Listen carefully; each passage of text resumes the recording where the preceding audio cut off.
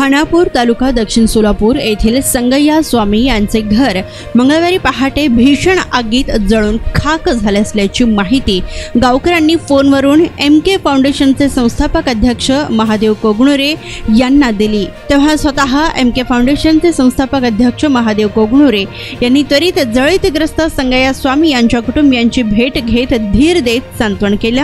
तर या भीषण आगीत संगय्या स्वामी यांच्या घरातील सर्वच जीवनावश्यक वस्तूंचा कोळसा झाला होता, परंतु कुटुंबियांनी वेळीच सतर्कता बाळगल्याने जीवितहानी मात्र झालेली नाहीये। दरम्यान संपूर्ण घरच आगीच्या भक्षस्थानी पडल्याने संगय्या स्वामी यांचे संपूर्ण संसार उघड्यावर पडले होते।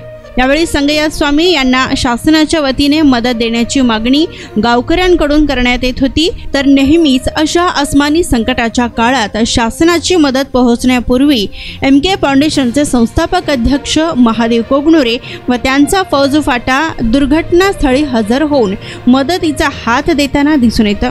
यावेळी MK फाउंडेशनचे संस्थापक अध्यक्ष महादेव कोगनुरे यांनी दुर्घटनास्थळी त्वरित भेट देत माणुसकी दाखवल्याने त्यांचे सर्वत्र कौतुक होताना दिसत आहे।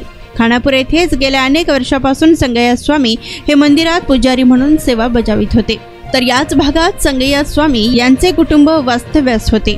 मंगळवारी पहाटे संगय्या स्वामी हे मंदिरात पूजा करण्याकरिता गेलेले असताना अचानक घरामध्ये आगीने भडका घेऊन संपूर्ण घर जळून खाक झाले आहे।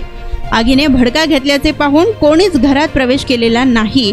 तोपर्यंत घरातील धान्य, शेती उपयोगी साहित्य, लोखंड कापण्याचे यंत्र, पत्रे, गादी, कपडे, स्वयंपाकांची भांडी आणि लोखंडी रॅक यासह रोख रक्कम, सोने, बोरमाळ, ताडपत्री आदी साहित्यांचा जळून कोळसा झाला होता।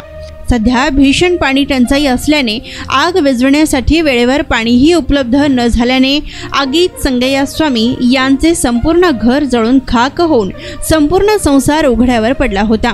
तर या आगीत कुठलीही जीवितहानी मात्र झालेली नाहीये। या आगीत घरातील सर्वच साहित्य भस्मसात झाल्याने संगय्या स्वामी व त्यांच्या कुटुंबियांजवळ अंगावरील कपड्यांशिवाय काहीच शिल्लक उरलेले नव्हते। यावेळी MK फाउंडेशनचे संस्थापक अध्यक्ष महादेव कोगनुरे व त्यांचा फौजफाटा जळीतग्रस्त संगय्या स्वामी यांच्या कुटुंबियांची भेट घेऊन त्यांना धीर देत सांत्वन करीत होते।